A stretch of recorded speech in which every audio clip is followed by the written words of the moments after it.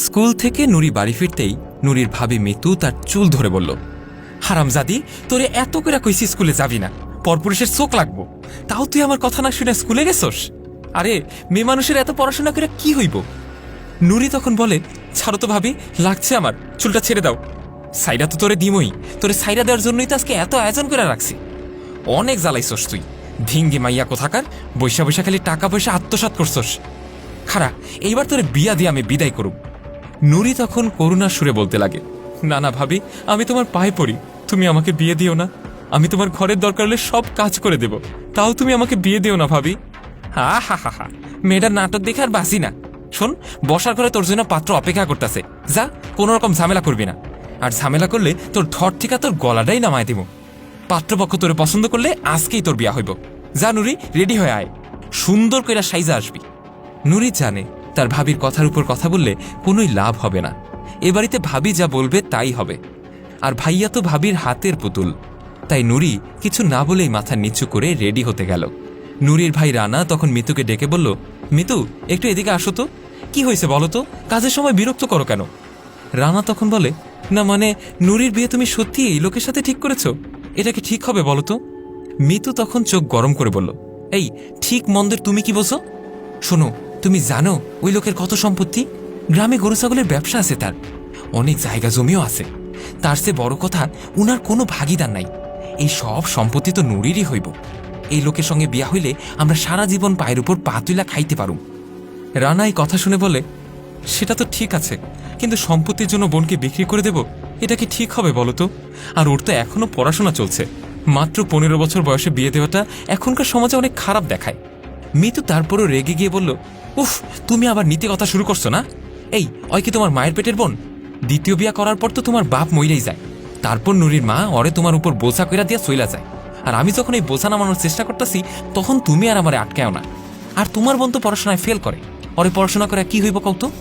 রানা তখন আর কিছুই বলতে পারে না। এদিকে নুরিকে নিয়ে তার ভাবি বরপক্ষের সামনে যায়। নুরি দেখে একটা বুড়ো লোক এবং একজন ইয়াং ছেলে বসে আছে। নুরিকে দেখে আনাফ জিজ্ঞেস করল, কি ভাবি, রান্না বান্না কিছু পারো তো? বিয়ার পর কিন্তু রান্না করতে হইব। পাশ থেকে নুরির ভাবি মিতু বলে উঠে, হাওয়া হাওয়া সব পারে, ওইসব নিয়ে চিন্তা নাই।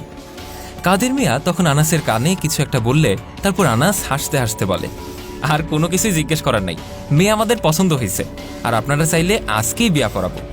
তারপর কাদের মিয়ার কাঁধে হাত রেখে বলল, আমার চাচার বয়স কিন্তু বেশি না, এই 35-36 হইব। অনেক ব্যস্ততায় থাকে, তাই বলে এই অবস্থা।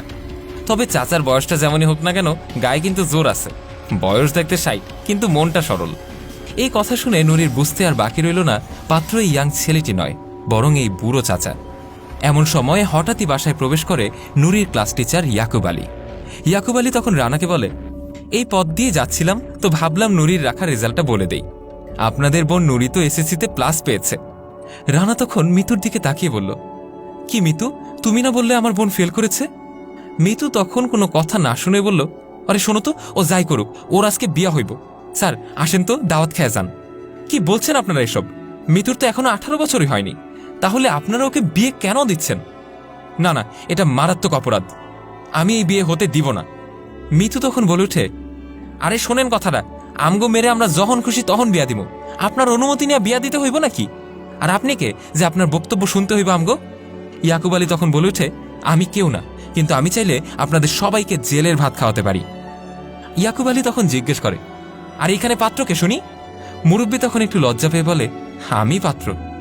ইয়াকুব আলী তখন করিম মিয়ার কলার ধরে বলে, এই, তোর তো এক পা অলরেডি কবরের মধ্যে চলে গেছে, তাও তুই আবার বিয়ে করার স্বপ্ন দেখিস? দাঁড়া, তোকেও আমি জেলের ভাত খাওয়াবো। করিম মিয়া তখন ঘাবড়ে গিয়ে বলে, না না বাবা, আমি বিয়া করুম না, আমারে তোমরা সাইরা দাও। এই কথা বলে সে বাড়ি থেকে দৌড়ে পালালো। মিতু তখন ইয়াকুব আলীকে বলে, আরে ইয়াকুব স্যার, আপনি এটা কি করলেন? এত ভালো পাত্ররা আপনি তাড়ায় দিলেন। ইয়াকুব আলী বলে উঠে, শোনেন, আপনাদেরকে ভালো মতো বলে রাখি, বাল্য বিবাহ একটা গুরুতর অপরাধ, আর আপনারা নুরির জীবনটাকে এভাবে নষ্ট করতে পারেন না। আর আপনাদের বোন নুরি পড়াশোনাতে খুবই ভালো, এই মেয়ে একদিন বড় হয়ে কিছু না কিছু অবশ্যই হবে। রানা তখন বলে, আপনি ঠিকই কইছেন স্যার, আমি আর কারো কথা শুনতাছি না, আমার বোন নুরি এখন মন দিয়া পড়াশোনা করব। তারপর মিতুর দিকে তাকিয়ে বলে, শোনো মিতু, তুমি আমার বোনের সাথে অনেক অত্যাচার করছো, আমার বোনের নামে আজে বাজে কথা বইলা আমার মন মানসিকতার পরিবর্তন করছো। আজকের পর থেকে আমার বোনের বিষয় নাক গলাতে আসলে আমি তোমারে ডিভোর্স দিব। মিতু তখন মাথা নিচু করে জড়সড় হয়ে থাকে। এই গল্প থেকে আমরা একটা শিক্ষা পাই, বাল্যবিবাহ চরম অপরাধ।